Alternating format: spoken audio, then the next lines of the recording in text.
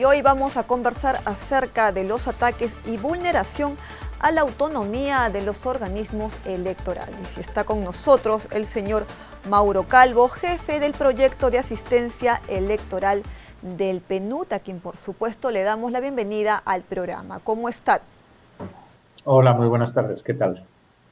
Muy buenas tardes. Por favor, para que nos comente con respecto a este tema que nos preocupa a la mayoría de los peruanos. Como se sabe, en el último evento realizado en el PNUD, representantes de la comunidad internacional expresaron su solidaridad y respaldo a los organismos electorales. Entonces, ¿nos puede brindar un poco de más detalle con respecto a ello? ¿Qué tipo de amenazas son las más frecuentes en los organismos electorales? Bueno, efectivamente, como decía, la semana pasada tuvimos un encuentro con representantes de la comunidad internacional organizado por el PNUD como parte del trabajo que nosotros hacemos de acompañamiento a los organismos electorales, ¿verdad? Creo que en este momento en el que, bueno, pues se está hablando repetidamente sobre una posibilidad de adelanto de elecciones, creo que hay que escuchar muy bien a quienes más saben de elecciones desde el punto de vista técnico, que son los organismos electorales. Y en ese sentido, pues, los representantes de la comunidad internacional en el país querían conocer, querían saber, y es ese, en cierto modo, también esa es parte de nuestro rol, ¿no? El generar espacios de diálogo donde todo lo que tiene que ver con los procesos electorales y con el sistema electoral en el país se conozca, se discuta, se debata, y cuando se tomen decisiones o se adopten posturas sea con conocimiento de causa. Sí, efectivamente, doctor, y quisiera aquí resaltar el informe de la revista internacional The Economist, que entre el puntaje que hemos obtenido como país nos llama mucho la atención en la categoría del proceso electoral, porque ha tenido una puntuación más alta, que es de 8.75, y esto ha evitado que la caída en nuestro país sea aún mayor. ¿Qué opina al respecto? Pues sí, efectivamente, dentro de un informe presenta una visión del Perú que, bueno, pues que viene a reflejar bastante bien la crisis institucional en la que está el país en este momento, ¿no? Y dentro de esa fotografía amplia que presentan, pues efectivamente los organismos electorales son de las instituciones que salen mejor paradas en cuanto a la valoración que se hace de ellos y de la labor que hacen.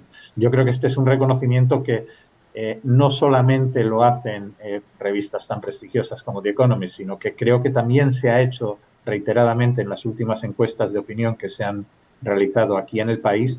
La percepción ciudadana sobre la labor, la independencia y la solvencia de los organismos electorales creo que también ha ido creciendo de forma sostenida desde el momento crítico que vivió en 2021, ¿no? Así es que creo que en ese sentido, dentro de que este informe que usted menciona no da muy buenas noticias sobre el país, creo que en cuanto a lo que plantea sobre los organismos electorales, creo que da una imagen que es buena y además creo que es correcta.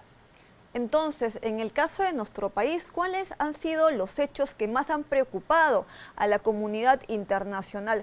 Recordemos que los organismos electorales de nuestro país han sido atacados violentamente, ¿no?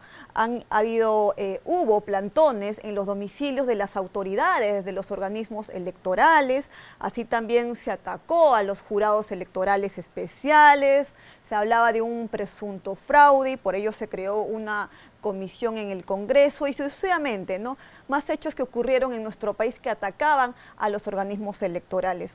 ¿Cómo usted analiza el caso peruano entonces? ¿Qué es lo que más le ha preocupado a la comunidad internacional? Bueno, evidentemente existe una preocupación de parte de la comunidad internacional por la crisis institucional que se está viviendo en estos momentos en el país, ¿no? Y esto, en lo que afecta a los organismos electorales, pues es parte de esa imagen más amplia. Yo creo que ya desde el año 2021 ha quedado claro, me parece a mí, que ese compromiso de la comunidad internacional con la institucionalidad democrática en el Perú.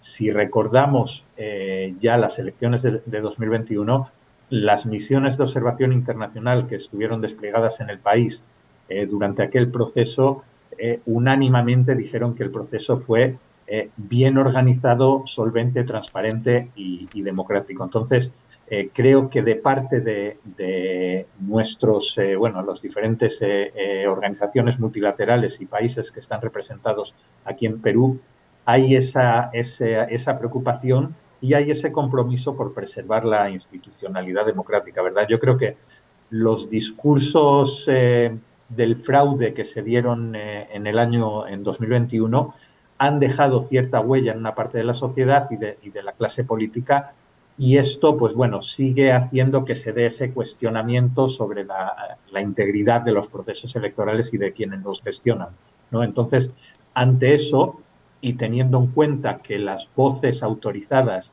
que estuvieron aquí durante los anteriores procesos electorales dejaron claro que aquellos fueron bien organizados y democráticos, pues simplemente no nos queda a quienes estamos aquí representados en el país que acoger eso e intentar en la medida de lo posible pues respaldar esa institucionalidad democrática que se ve amenazada, ¿no? Claro, exactamente, ¿no? Han venido tantos hechos que se han suscitado en nuestro país. Entonces, ¿cómo ubicaría el caso peruano en este espectro de ataques a los organismos electorales en la región? ¿Cómo lo ubicaría usted? Bueno, estamos viendo que hay ciertos patrones que se están repitiendo, ¿no?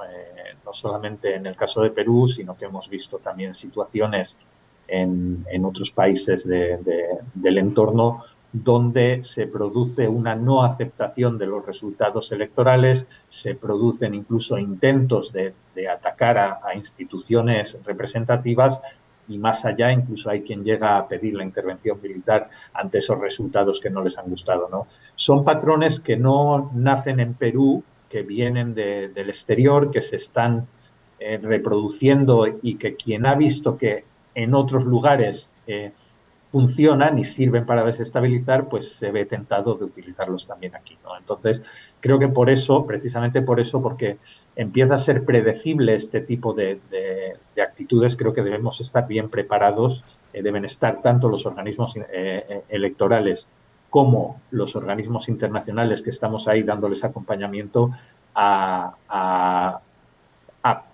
predecir o intentar responder a lo que pueda venir en los próximos comicios, cuando quiera que sean.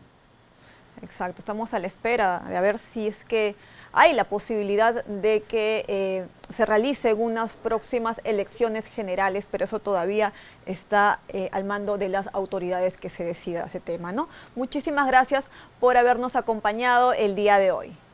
Muchas gracias a ustedes. Hasta la próxima. Hasta una próxima oportunidad. Hemos conversado con el señor Mauro Calvo, jefe del proyecto de asistencia electoral del PNUD. Es momento de ir a una pausa, pero quédese porque al retornar tenemos más información electoral y de coyuntura.